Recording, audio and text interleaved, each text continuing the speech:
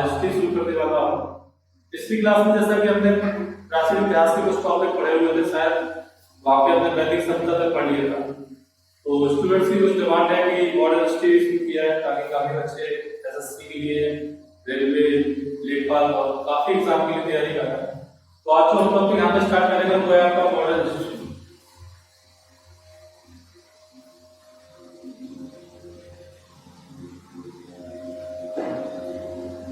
इसको आप बोलते हैं आधुनिक इतिहास, ठीक है, मॉडर्न, इसको आप आधुनिक इतिहास कह सकते हो। पहली चीज तो ये कि पिछली क्लास में मैंने आपको इतिहास का मतलब बताया था कि इतिहास होता क्या है, ठीक है। बीता हुआ जो भी हमारा पास्ट, बीते हुए जो भी ऐसे टूल्स, जो भी चीजें, जो भी उपकरण जो हमारे खुदाई के दौरान जो साक्ष्य प्राप्त हुए वो हमारे इतिहास में देखने को मिलते हैं। चाहे वो मानव द्वारा प्रयोग की गई वस्तुएं हो, चाहे जैसे कि आपने सिंधु घाटी सप्ताह देखा था, बहुत से ऐसे उत्खनन है, ऐसे साक्ष्य है, ऐसे शहर है, ऐसे नगर है जिसको हमें जो है किस प्रकार से मानव द्वारा प्रयोग की गई वस्तु के माध्यम से हमने यूज किया और इतिहास पढ़ते हैं। दूसरी चीज हम यहाँ पढ़ते हैं एक ऐसा इतिहास काल जिसका मानव पूर्ण रूप से परिपक्व हो चुका था। मानव ने जो भी लिपि को खोजा था उसको मानव ने पढ़ा था किस प्रकार से। आज का जो मानव पूरा है उसको मॉडर्न मैन के माध्यम से जानते हैं, जैसे हम मॉडर्न हिस्ट्री पढ़ते हैं। अब बात करते हैं आधुनिक इतिहास की शुरुआत कहाँ से होती है। ये आधुनिक इतिहास है क्या है? जैसे आपने प्राचीन इतिहास में देखा था कि प्राचीन इतिहास में पूरा हमने आपका सभ्यताएं, कल्चर, आपके विभिन्न धर्म, रिलीजन सभी को पढ़ा था। खासतौर से उसमें वैदिक काल में देखा था। वैदिक काल में वहां बटा हुआ था और कौन करता था कौन है,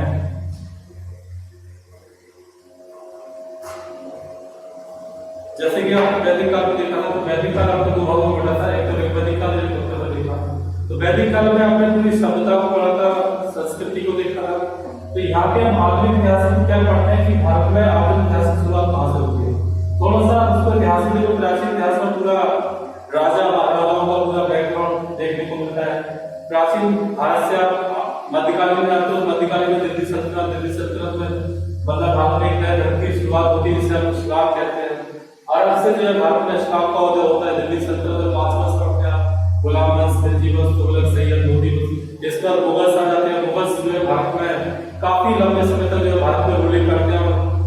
जब तक आपका औरंगजेब रहता है तब तक तो जो है भारत में अच्छी तरह से मुगलों की काफी रूलिंग चलती है। जैसे ही आपके अंतिम शक्तिशाली शासक औरंगजेब की मृत्यु होती है,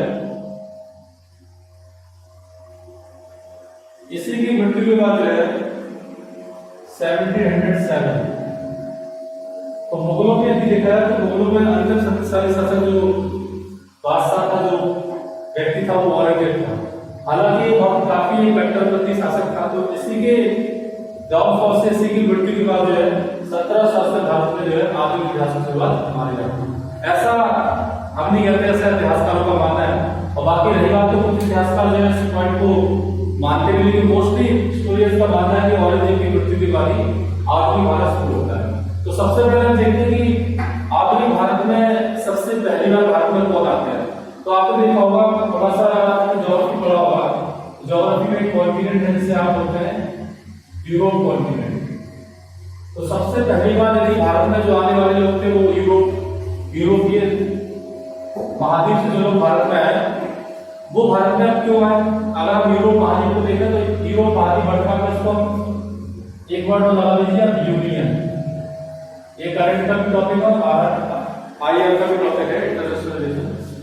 यूरोप एक महाद्वीप है और यूरोपियन यूनियन आप पढ़ते थे तो वो पूरा यूरोपीय संघ बन जाता है, जिससे आप बोलते हैं यूरोपीय यूनियन। वर्तमान में करंट का क्वेश्चन है, करंट के कॉन्टेक्स्ट आप देख सकते हो।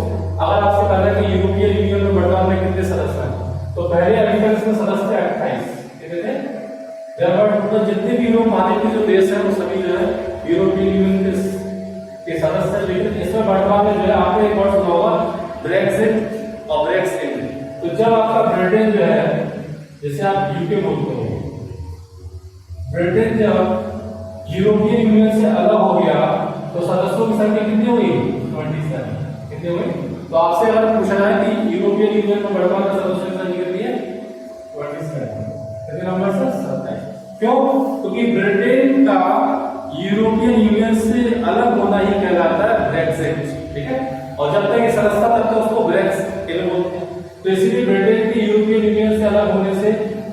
जनसंख्या कितनी थी 27। तो यूरोपियन यूनियन अपने आप एक संघ और एक चीज और याद रखिएगा, जब तक ब्रिटेन यूरोपियन यूनियन का सदस्य था, इसके बावजूद भी ब्रिटेन ने कभी भी यूरो को अपनी करेंसी एक्सेप्ट नहीं किया। अब अगर आप देखो ग्लोबल वाइज तो पूरे वर्ल्ड में सबसे महंगी करेंसी है यूरो, अगर देखा जाए। इसके बावजूद भी ब्रिटेन की जो करेंसी है वो क्या है, पाउंड स्टर्लिंग है।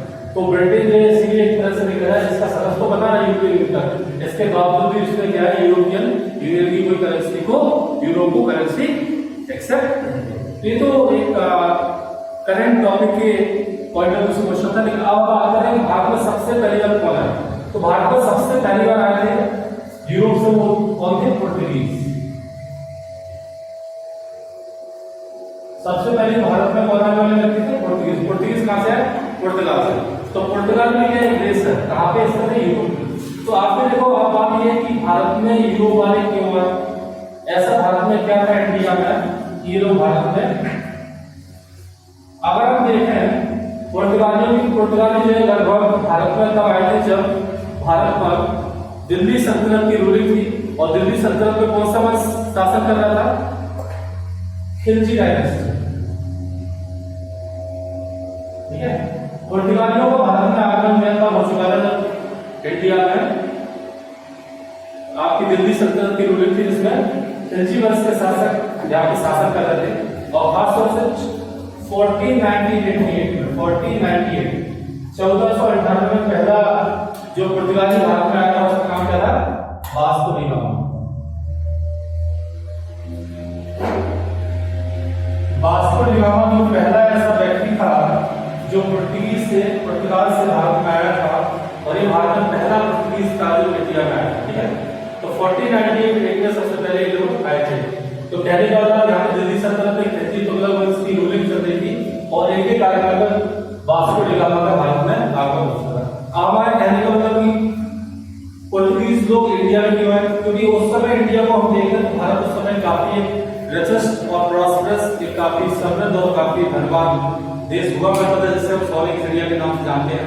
तो भारत में इनका आगमन इसलिए हुआ क्योंकि भारत में ये लोग व्यापारिक उद्देश्य से भारत में आए, और व्यापारिक मतलब व्यापार में साझेदारी करने के लिए, व्यापार को बढ़ावा देने के लिए, भारत में बिजनेस करने के लिए ये लोग भारत में आए। तो हमारा कहने का मतलब है कि उस समय का भारत दुनिया का सबसे सेकंड लार्जेस्ट इकोनॉमी हुआ करता था। तो इसी जब किसी देश की इकोनॉमी अच्छी होती तभी लोग उसके साथ व्यापारिक संबंध स्थापित करते हैं। अब फ्रेंड्स हम जैसा कि बताया है आपको कि सबसे पहले बार भारत में कौन आया था, वास्को डी गामा। अभी वास्को डी गामा कौन था, वास्को डी गामा एक पुर्तगीज था जो 1498 में 1498 में भारत में आया था। उस समय दिल्ली सल्तनत की रूलिंग थी। और हमारा एक चीज याद रखिएगा, अगर आपसे कहा है कि आधुनिक भारत पढ़ रहे हैं, आधुनिक भारत की शुरुआत कहां से होती है, तो आधुनिक भारत की शुरुआत होती है जब अंतिम शक्तिशाली मुगल सम्राट या मुगल शासक औरंगजेब की मृत्यु 1707 में हुई। तो यहीं से जो है आपके जो है आधुनिक इतिहास की शुरुआत मानी जाती है। और भारत में सबसे पहली बार कौन आते हैं, यूरोपीय महाद्वीप से, यूरोप कॉन्टिनेंटल यूरोप महाद्वीप से जो सबसे पहले जो व्यक्ति आया था वास्को डी गामा था। कहां से था, पुर्तगाल से। पुर्तगाल एक देश है, और यहीं से जो है वास्को डी गामा भारत में पहली बार आया था। अगर आपसे कहा है वास्को डी गामा या पुर्तगीज लोग भारत में आए कब आए, 1498 में। उस समय दिल्ली सल्तनत की रूलिंग थी, दिल्ली सल्तनत में खिलजी तुगलक वंशों का राज था। उस समय जो है वास्को डी गामा इंडिया आ चुका था। अगर आपसे कहा है कि वास्को डी गामा भारत में क्यों आया था, तो वास्को डी गामा भारत में सिर्फ और सिर्फ व्यापारिक उद्देश्य से आया था, मतलब उसको भारत के साथ व्यापार करना था। और समय का भारत खासतौर से हम देखा है तो इंडिया का जो है, इंडिया में जब देखा है तो आपका इंडिया ये जो है दक्षिण का पूर्व, दक्षिण और पश्चिम, यहाँ का जो क्षेत्र है काफी डेवलप्ड था। खासतौर से किस वजह से, ये पूरा क्षेत्र जो मसालों के लिए फेमस है, स्पाइसेस के लिए। ठीक है, अगर आप आज भी देखे जाए तो वास्को डी गामा ये कहां पे आया है, किस रास्ते से आया। तो अगर आपसे पूछा जाए वास्को डी गामा भारत में किस रास्ते आया, तो वास्को डी गामा भारत में जल मार्ग से आया था, पहला सी रूट। अब आपसे कहेंगे सी रूट के माध्यम से क्यों आया, स्थल मार्ग के माध्यम से क्यों नहीं आया। तो सीधी सी बात है कि उस समय जब वास्को डी गामा आया था तो जितने भी स्थल मार्ग थे उस समय स्थल मार्गों पे किसका कब्जा हो गया था? तुर्कों का, ठीक है, तुर्की। क्योंकि आपने देखा होगा दो, जैसे आपने मुगल समय खासतौर से पढ़ा होगा बाबर को, तो बाबर जो है अपने मातृ पक्ष की ओर से जो है तैमूर का वंशज था, पितृपक्ष की तरफ से मंगोलों का वंशज था, ठीक है। तो आपने देखा चंगेज का मंगोल और तुर्की तैमूर ये बहुत खतरनाक शासक था, ठीक है।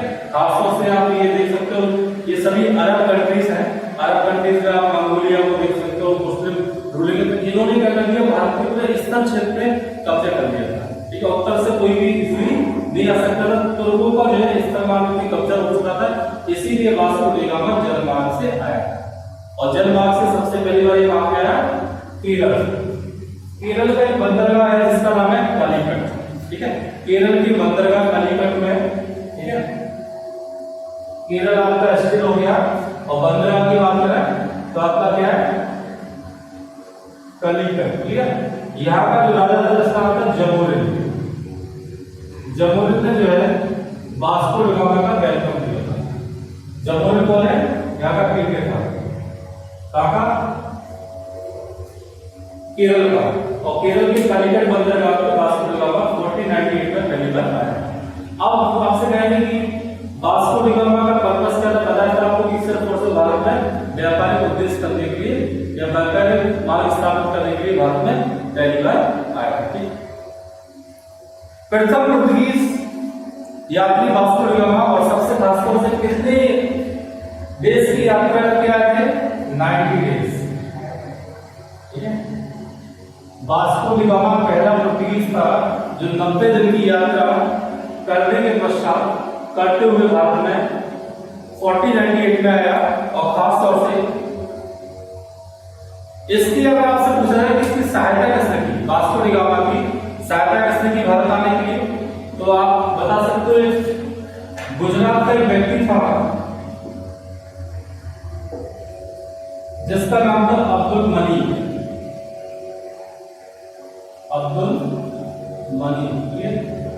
गुजरात के व्यक्ति अब्दुल मनी ने वास्को डी गामा की मदद की थी, तब जाकर के Vasco da gamma India Calicut पहुंचा था, ठीक है। और 90 डेज की इससे जो है जल यात्रा की थी, मतलब बाय द वाटरवेज के माध्यम से इंडिया पहुंचा था। तट का नाम कौन सा है? कालीकट बंदरगाह है। राजा था जमोरिन जिसने इसको स्वागत किया था। इसके बाद नेक्स्ट पॉइंट दिया है, जिस क्षेत्र पे पुर्तगालियों का जो कब्जा हुआ, आपने देखा होगा, सीधी सी बात है कि ये जो इंडिया के इस जो जल क्षेत्र में, क्योंकि इंडिया कैसा देश है? पेनिनसुला कंट्री, कैसा देश है? प्रायद्वीपीय देश है। India is a peninsula country. Peninsula मतलब होता है प्रायद्वीप। भारत एक ऐसा देश है, भारत एक प्रायद्वीपीय देश है। प्रायद्वीप का तात्पर्य होता है कि एक ऐसा क्षेत्र, एक ऐसा देश जो तीनों ओर जल से घिरा हुआ। तो आप देख सकते हो इंडिया को पूर्व में बंगाल की खाड़ी है, दक्षिण में इंडियन ओशियन है और पश्चिम में अरेबियन सी है। तो सीधी सी बात है, जिन लोगों का कब्जा यदि भारत के तीनों ओर जल वाले क्षेत्र में कब्जा हो गया तो समझ लो उनको ही जो है वास्तविक संस्थापक धर्म माना गया, मतलब उन्हें इंपायर खड़ा हो गया। और खासतौर से बिजनेस पॉइंट ऑफ व्यू से उनका एक तरह से देखा जाए काफी अच्छा मार्ग है। सबसे ज्यादा आदमी पूरे दुनिया में सबसे ज्यादा व्यापार होता है तो वो जलमार्ग से ही होता है। आज पूरे आप किसी भी ट्रांसपोर्टेशन की बात कर लो, चाहे वो आपका सी रूट हो या आपका बाई रोड ट्रांसपोर्टेशन हो, तो सबसे ज्यादा पूरा वर्ल्ड में ग्लोबल लेवल पे जो बिजनेस हो रहा है वो सब सी रूट से ही होगा। तो सी रूट में क्या होता है, तो सामान बहुत जल्दी से पहुंच जाता है, कोई ट्रैफिक का वो नहीं होता। खासतौर से मार्जिन की बात करें तो काफी सस्ता मार्जिन देखने को मिलता है। तो वास्को डी गामा जो है खासतौर से इसलिए जलमार्ग से आया था। और पुर्तगालियों ने जो इस जल वाले माध्यम में जल वाले रास्ते में जो अपना कब्जा कर दिया, जो एक व्यापार खड़ा कर दिया, उसको नाम क्या दिया गया? उसका नाम दिया गया, इसका नाम दिया एस्तादो दे इंडिया, ठीक है। पुर्तगाली सामुद्रिक साम्राज्य को, इस पर को लिखिए, पुर्तगाली सामुद्रिक साम्राज्य को एस्तादो दे इंडिया नाम दिया गया। क्या दिया गया?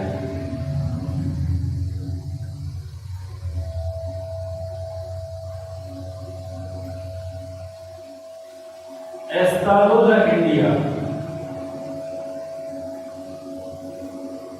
अब आपसे पूछा है what is the Estado de India? It is the sea occupied region empire which was established by the Portuguese। पुर्तगालियों ने सामुद्रिक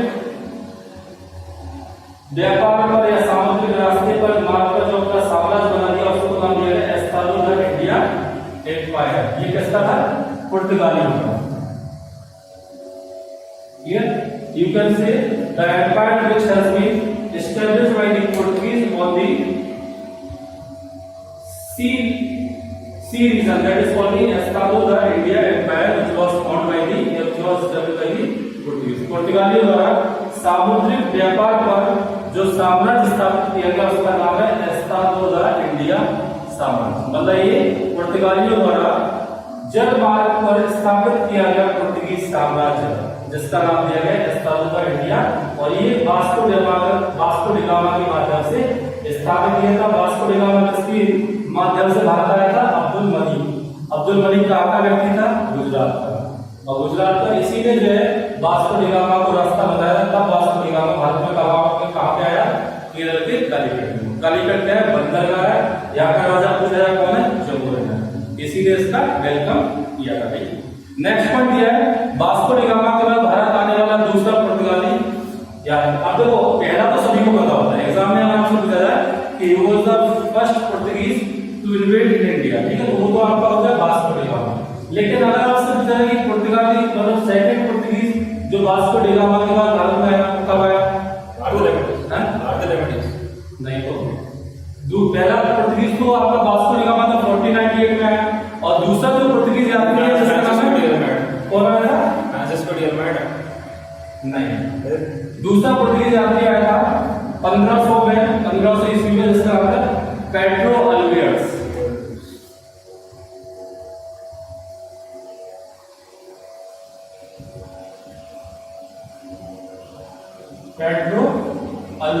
ठीक है, ये सेकंड पुर्तगीज है। ही was the second Portuguese who visited to India in 1500। His name was Pedro Alvarez। ठीक है, इसका याद रखिएगा। आपसे क्वेश्चन होगा ये दो बहुत पूछे जाते हैं, पहला तो सभी को याद होता होगा, लेकिन आपसे ये पूछा जाए कि दूसरा पुर्तगीज यात्री कौन था जो भारत में आया था? वो 1500 में पेड्रो अल्वेरेज था जो भारत में सेकंड पुर्तगीज व्यक्ति था जो इंडिया में आया हुआ था। ठीक है, ये भी जो है जलमार्ग से आया था। कहाँ पे? जलमार्ग से आया था। ये भी जो है साउथ में ही आया था आपके केरल में। ठीक है, इसके बाद 1500 अगर आप समझ वास्को डी गामा दूसरी बार भारत कब आया? अगली Vasco da Gama visit to India तो दूसरी बार भारत में आया था ये 1502 में। कुछ ईयर्स याद रखिएगा। वास्को डी गामा पहली बार कब आया? 1498 में कालीकट जम्मू राजा था केरल में। दूसरी बार वास्को डी गामा कब आया? 1502 में। दूसरा पुर्तगीज यात्री कौन था? पेड्रो अल्वेरेज कब आया? 1500 में। ठीक है, अब्दुल मलिक की माध्यम से वास्को डी गामा इंडिया में आया। ठीक है,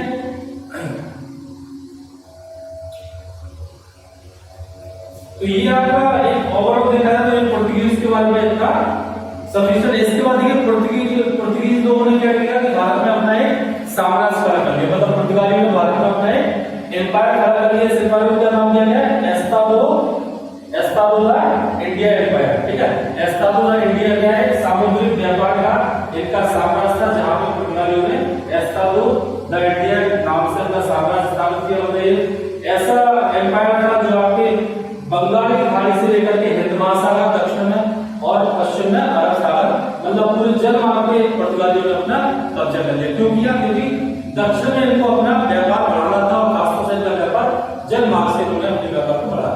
अब यहाँ पे पुर्तगालियों ने क्या किया? जब इनका व्यापार बढ़ गया तो इन्होंने अपना एक गवर्नर नियुक्त कर दिया। गवर्नर मतलब कि पूरा बिजनेस की देखरेख जो है कौन करेगा? पुर्तगीज गवर्नर करेगा। ठीक है, गवर्नर कौन होता है? गवर्नर जो है पुर्तगाली शासन द्वारा एक पद एक अधिकारी को नियुक्त किया जाए जिसे हम गवर्नर कहेंगे। और वो गवर्नर करेगा पूरी जो बिजनेस होगा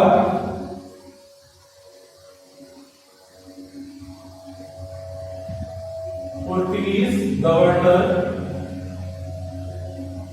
इन इंडिया। ठीक है, अब बात करते हैं भारत में पुर्तगाली द्वारा या पुर्तगाली साम्राज्य द्वारा नियुक्त किए गए गवर्नर। कौन से गवर्नर जो इंडिया में अपॉइंटेड? पहला जो गवर्नर था कौन सा है? Francis de Almeida. Francis de Almeida was the first Portuguese governor in India. अगर आपसे पूछ रहा है कि भारत का पहला गवर्नर जिसको नियुक्त किया गया पोर्टुगीज शासन की तरफ से, तो उसका नाम था Francis de Almeida.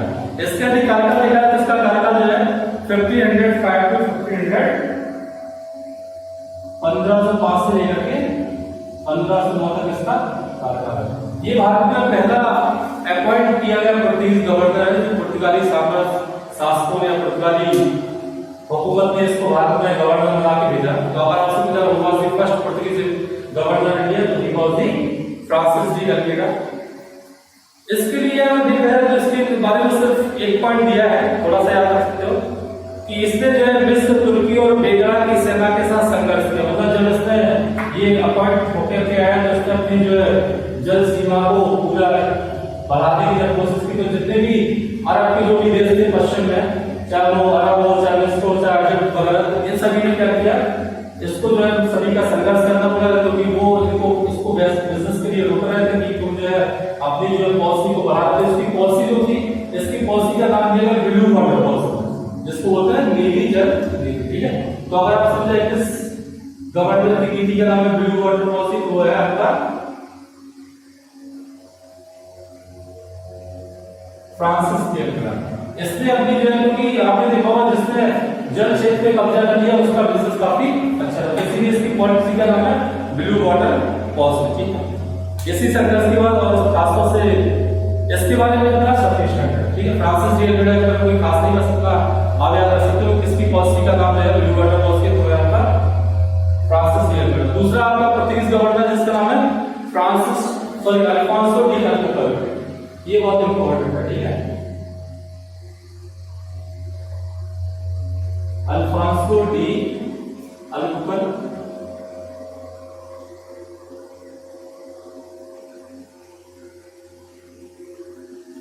Alphonso de Albuquerque, इसके बाद मैंने देखा है इसका कार्यकाल 1509 से 1515 है। 1509 टू